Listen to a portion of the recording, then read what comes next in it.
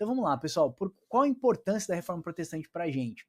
Ela foi um marco na história do nosso cristianismo, porque se a gente parar para imaginar a Europa do século XVI, a Igreja Católica ela detinha um grande poder, influenciava a vida social, a política também e a economia das pessoas. O medo também foi uma tática muito utilizada. A gente vai perceber que isso começou lá no século XIV, isso não foi simplesmente lá do século XV e XVI, tá? O medo escatológico ainda hoje, ele na verdade, ele aprisiona as pessoas. O medo é uma espécie de aprisionador, né? Então, o medo do fim dos tempos e a grande catástrofe que aconteceu ali com a peste negra foi o que acabou utilizando, que a Igreja Católica acabou utilizando para compor esse medo escatológico, e ela, através desse medo, ela acabou influenciando as pessoas e também fortaleceu o seu poder naquele grande tempo de peste negra. Então, a disseminação da doença, na verdade, foi interpretada para as pessoas, os colonos daquela época, como sinal do fim dos tempos. E aí, as autoridades eclesiásticas da época acabou aproveitando isso como uma situação de uma mobilização em massa, ou seja, de um controle da grande massa da população. A igreja pregava que o fim do mundo estava muito próximo e que apenas eles, ou as pessoas que submetessem a igreja católica, que era quem tinha autoridade na época, ou seja, que praticasse as penitências da igreja católica, então eles seriam salvos por isso. E aí eles começaram com a questão da venda de indulgências. Tá? A igreja vendia indulgências, eles certificavam e prometiam a redução do tempo do sofrimento das pessoas no purgatório. Eu não sei se você lembra a questão do nascimento do purgatório. Jacques Lecouf foi um grande historiador. Jacques Lecouf ele escreve sobre o nascimento do purgatório, e isso não era nada novo, tá? Eles tiraram de alguns escritos de Agostinho e de mais um outro pai da igreja que falou sobre os pecados veniais, os pecados de menos importância ou pecados mais superficiais, vamos dizer assim. Então Agostinho colocava que possivelmente as pessoas pagavam através daquilo como uma forma de aliviar a sua pena. Mas Agostinho não criou a doutrina do purgatório. Quem utilizou dessa tática foi lá no século XI, por volta do século XI, o historiador Jacques Lecouf diz que ali a Igreja Católica começa a se utilizar dos escritos de Agostinho para criar, então, a doutrina do purgatório. E já no século XIV, ali com a peste negra e com a peste bubônica, a Igreja Católica, então, ela começa a prometer a redução do tempo de sofrimento da pessoa que morria, então ia para o purgatório. Essa prática aí, meus irmãos, acabou gerando um grande lucro para a igreja e contribuiu também para a percepção de que ela detinha o poder de influenciar o destino das almas. Então a primeira foi a venda de indulgências. Outro exemplo também que a Igreja Católica utilizou para se impor a sua autoridade sobre as pessoas, né, sobre o campo filosófico, político também e social, é a questão da excomungão das pessoas da igreja e também a perseguição. A igreja utilizou a excomungão e acabava excluindo os indivíduos da comunidade cristã como uma forma de punir aqueles que questionavam as suas doutrinas, tá? E aquelas pessoas também que desafiavam a sua autoridade. Hereges e dissidentes eram perseguidos e punidos com severidade, reforçando o controle da igreja sobre a sociedade. E por volta de 1517, o dominicano chamado João Tetzel, ele pregou em boa parte da Alemanha a favor da campanha papal para arrecadar fundos para a construção da Basílica de São Pedro em Roma. O que Tetzel pregava? Em seus sermões ele sempre dizia que concederia aos doadores de contribuições uma indulgência e eficaz até mesmo após a morte da pessoa. Sendo assim, ele era capaz de livrar a alma dessa pessoa do purgatório. Então ele dizia assim, mais ou menos isso, né? Alguns historiadores colocam que isso pode ser verdade, outros colocam que isso pode ser uma forma especulativa, mas que era vendida indulgência sim. De certa forma ele colocava que quando uma moeda caísse no fundo do gasofilácio ou daquele cofrinho que eles colocavam lá, ou seja, o tilintar de uma moeda, uma alma saía do purgatório. Era o tilintar. Então, você pegava uma moeda e jogava, quando a moeda caía, se a moeda tilintava 2 ou 3 vezes, ou seja, ela quicava 2 ou 3 vezes, era 2 ou 3 almas que saíam do purgatório, por assim dizer, diminuir o sofrimento das almas que lá estavam.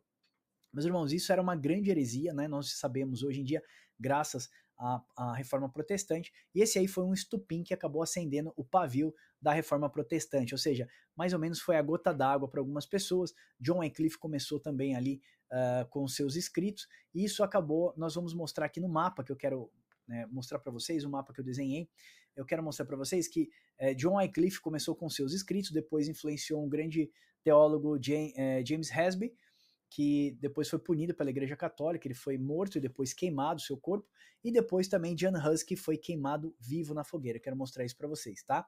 Então, prosseguindo aí, essa campanha do Tetzel, em meados ali de... ou seja, em meio a essa grande confusão, acaba surgindo a figura do Martinho Lutero. Lutero ele nasceu por volta de 1483 e faleceu por volta de 1546. Ele era um monge agostiniano e teólogo alemão. Lutero ele desempenharia um papel fundamental na Reforma Protestante, desafiando abertamente a poderosa Igreja Católica. Tá? A Igreja, na época, assemelhava-se, como que a gente poderia dizer, como uma carreta imponente, carregada, enquanto Lutero mais parecia um fusquinha, né, simples e pequeno. A maioria das pessoas que olhasse o confronto entre Lutero e a Igreja Católica, ele diria que seria um desastre iminente para o monge. No entanto, Deus, com seus desígnios, já havia preparado um terreno e o retorno às Escrituras. Por volta de 31 de outubro de 1517, Lutero fixou suas 95 teses ali na porta do castelo de Wittenberg, e ele se recusou a se retratar na Dieta de Worms em 1521. A sua tradução da Bíblia para o alemão em 522 até 534 acabou marcando uma grande influência de Martinho Lutero. O que a gente pode dizer é que Lutero ele destacou o Papa dizendo que ele usurpava os direitos dos homens serem justificados pela fé e o direito de se achegarem a Deus diretamente, denunciando o quê? A mentira, que só os sacerdotes é que tinham o poder, então, para perdoar pecados, ou só os sacerdotes que possuíam poder sobre a igreja. Lutero também defendeu sobre os 2 sacramentos, daqueles 7 sacramentos impostos pela Igreja Católica, ou seja, Lutero ficou somente com o sacramento do batismo e da ceia do Senhor como ordenança, não aqueles outros 7 sacramentos que a Igreja Católica colocava, tá? Lutero foi excomungado da Igreja Católica e foi convidado pelo imperador Carlos V a dar explicações sobre seus ensinamentos na Assembleia de Worms, como nós falamos, e também foi conhecido como a Dieta de Worms, e como previsto, Lutero manteve ali as suas posições, então o imperador declarou ele um fora da lei. Lutero foi salvo da prisão e pela morte pelo príncipe da Saxônia, o duque Frederico, que ofereceu refúgio no castelo de Wartburg. Muitos outros reformadores mais radicais que Lutero também se levantaram contra a condenação da Igreja Católica. As influências de Lutero foram duradouras. O luteranismo tornou-se uma religião oficial em grande porção do Império. A grande contribuição de Lutero não foi só política, mas foi religiosa também, abordando 4 preocupações dos católicos. Primeiro, como que a pessoa era salva. Lutero sempre respondia, não pelas obras, mas somente pela fé, pela graça de Cristo mediante a fé. As pessoas perguntavam para Lutero onde reside a autoridade religiosa, porque eles nasceram e viveram debaixo da autoridade da Igreja Católica. E Lutero sempre respondia, não é nenhuma instituição visível chamada Igreja Romana, mas na palavra de Deus encontrada somente na Bíblia. O que é igreja? E Lutero respondia, toda a comunidade de cristãos, pois todos são sacerdotes diante de Deus. Aí as pessoas perguntavam qual é a essência da vida cristã, e Lutero respondia, servir a Deus em qualquer chamado útil, seja ordenado ou leigo. Meus irmãos, até hoje, quando falamos de protestantismo, essas verdades ecoam nas nossas falas. Eu quero compartilhar com vocês, antes de fazer uma conclusão, eu mostrei para vocês esse livro que nós escrevemos, Panorama da Reforma Protestante. Ele vai estar disponível em papocomdeus.com.br/livros, papocomdeus.com.br/livros, e você vai poder dar uma olhadinha nesse livro que nós desenvolvemos, e eu quero, já vou até mostrar aqui para vocês, pronto, puxar aqui para o lado, então tá aqui o site do nosso Instituto Bíblico Discipular, e o livro Panorama da Reforma Protestante está aqui, muito bem, ficar aqui pro cantinho, ó. Panorama da Reforma Protestante, conhecer a história e o legado da Reforma nos impulsiona a confiança, a fé de homens e mulheres que deram sua vida pelo Evangelho de Cristo. Existem diversos outros pós-reforma, e eu gostaria de convidar você também a estudar um pouco mais sobre o panorama da reforma. E agora eu quero finalizar também, antes da conclusão, mostrando esse mapa, essa linha do tempo que nós conseguimos desenvolver. Ela tem 1, 2, 3, 4, 5 folhas de A4, e é muito bacana. Você vai poder pegar ela gratuito no papocomdeus.com.br/estudos, papocomdeus.com.br/estudos. Tem mais de 300 e-books que nós já escrevemos, e você vai poder se alimentar lá da palavra de Deus. O que eu quero fazer? Inspirar você, encorajar você, motivar você a se aprofundar nesse tema tão importante. Se a igreja é hoje o que é, como disse Pedro do Bloss, nós somos como anões sustentados no ombro de gigantes. Então veja só, John Wycliffe, ele nasceu em 1324, ele foi um grande homem, um grande teólogo, que ele escreveu muito sobre a igreja católica, e os seus escritos acabaram inspirando James Hasby e John Huss. Tá? Wycliffe foi professor da Universidade de Oxford, teólogo e reformado religioso inglês, considerado precursor da reforma religiosa que sacudiram a Europa no século XV e XVI. Depois, James Hasby, ele leu os escritos de John Wycliffe e ele também começou a falar contra a Igreja Católica. Ele foi considerado herege, depois foi queimado. Depois, John Huss foi convidado no Concílio de Constança, na Suíça, para defender suas posições teológicas. No entanto, ele foi incriminado como seguidor de John Wycliffe. Tá vendo? Os escritos de John Wycliffe que inspiraram esses homens. Então ele foi condenado e queimado na fogueira em junho de 1415. Tá? Huss iniciou um movimento religioso baseado nas ideias de Wycliffe. Vocês, olha só as palavras de John Huss antes de ser queimado na fogueira.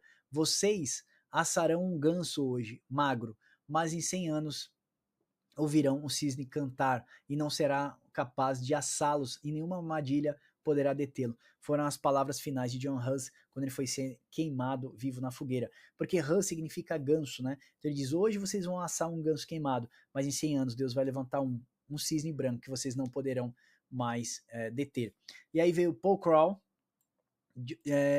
Johannes Gutenberg, que ele inventa a prensa móvel, e depois as Bíblias vão ser então impressas agora em grande escala.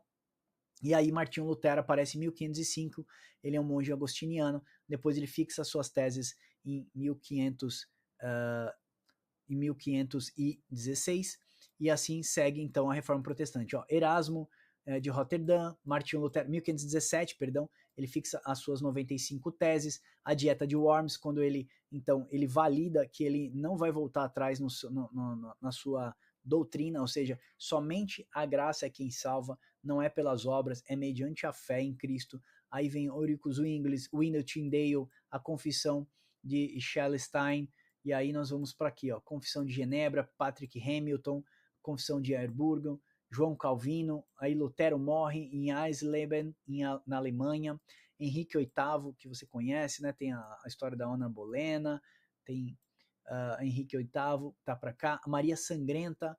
Então, eu vou convidar você a estudar esse panorama aqui, essa linha do tempo do panorama da Reforma Protestante. Nós vamos passear e nós vamos até aqui embaixo a Confissão de Fé Batista de Londres, a Confissão de Fé também de Westminster. Aqui são as confissões de fé das igrejas reformadas, e depois eu deixo aqui uma grande conclusão sobre esse mapa. Ele vai ficar disponível lá no papocomdeus.com.br/estudos, você pode baixar lá, e você pode também ter esse mapa para você se aprofundar, para você poder navegar e ir mais fundo. Olha só, pessoal, para a gente concluir, tá? A Reforma Protestante, ela teve um impacto duradouro na história da igreja. Ela reformulou as doutrinas e as práticas e continua a moldar muitas denominações cristãs até os dias atuais. A ênfase na autoridade das escrituras, a centralidade da graça divina na salvação e a exaltação da glória de Deus permanecem como pilares fundamentais na teologia reformada. Pedro do Blois disse por volta de 1211, somos como anões apoiados nos ombros de gigantes, graças a eles enxergamos mais longe. Então, meus irmãos, o que a gente pode tirar de conclusão é que a Reforma Protestante foi um divisor de águas na história do cristianismo. Ela sempre nos convida na importância, ela sempre nos convida a olhar da importância da graça de Deus, da autoridade da Bíblia e da liberdade da nossa consciência. Quero convidar vocês também a se aprofundar nesse tema tão fascinante. Eu quero convidar vocês também a ler mais sobre isso, pesquisar, questionar tudo isso que nós falamos aqui, porque a reforma ela continua sendo relevante para os nossos dias. Veja, os puritanos tinham um lema, continuar a reformar a igreja. E nós precisamos hoje, para que não entre falsas doutrinas no meio da igreja, entender que a igreja precisa voltar novamente às escrituras. Somente a graça de Deus que é possível para salvar o homem, somente a fé em Jesus Cristo é que nos leva à graça de Deus, nos leva à reconciliação com Deus, e somente as escrituras são o nosso balizador. Devemos tomar muito cuidado com a teologia liberal, com a teologia humanista e tantas outras que estão por aí para trazer uma uma grande apostasia para os nossos tempos, tá? Então a reforma continua sendo relevante para nós hoje, ela sempre nos desafia a viver uma fé autêntica e transformadora. E meu desejo é que nós possamos ser como Luteros, né? Ser pequenos Luteros no nosso tempo, sermos agentes de transformação para edificar as pessoas, buscar sempre a verdade e a justiça em Cristo através das Escrituras e da graça que Deus nos traz, através do seu Evangelho, através da redenção de Jesus Cristo. Amém? Espero que esse vídeo aqui encontre espaço no seu coração e também possa produzir uma metanoia, uma mudança de mente, para que haja mudança de posicionamento na nossa vida. Deus abençoe vocês e até o próximo Papo com Deus.